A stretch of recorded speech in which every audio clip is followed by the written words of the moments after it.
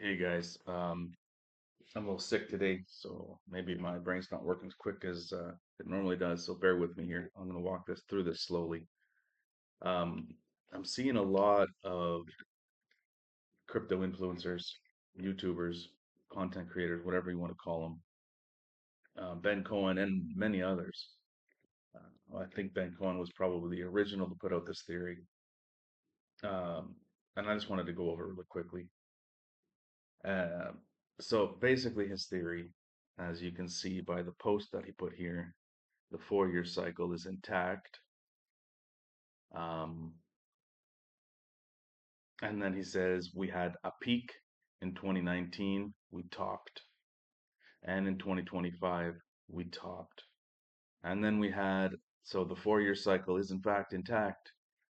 Um, well, I'm not a mathematician, but I'm pretty sure the difference between 2025 and 2019 is actually, in fact, 6 years, not four. So, anyways, this is such a silly thing to say. So let's take a look back at 2019 and 2025, or 2019 first. So here we had Bitcoin had its peak in 2017, early mid December 2017, and then it had its bear market. Okay, let's just, I haven't put this on here yet. Let's see how long this bear market lasted. This bear market lasted about a year, just over a year, 371 days, right? Let me say here, pull back a little bit. Okay, yeah, so the bear market lasted a year. Awesome. And then we bottomed 1 year into this quote unquote 4 year cycle. And then Ben is saying that this was a top exactly like we're in a top right now in 2024. Does this actually look like a top? We did a 4.5x. We did not make new all-time highs. No new all-time highs. We had a retracement of 50%, which isn't uncommon for this time period because we were uh, far a far lower market cap, so more volatility. So we had a 50% market cap. We bounced, so we found support, and then we started pumping out of it, and then COVID hit right here, and then dropped it another 60% in just a few days, and then started to recover out of that because of massive QE. So he's arguing that the 4 year cycle is real and intact, but then he's using an example that's a year and a half after the top, 6 months after the bottom to prove his point. It's completely ridiculous. It doesn't make any sense. I don't know how anybody is continuing to listen to this theory from Ben.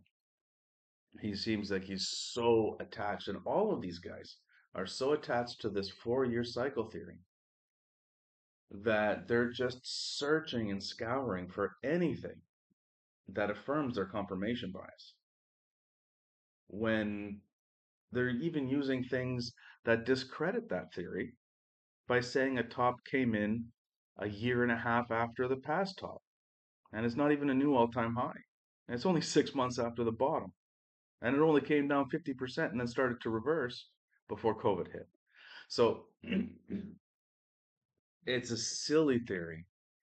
I have no idea why he's pushing this so much. I think that the more people he convinces of this, the better for us bulls.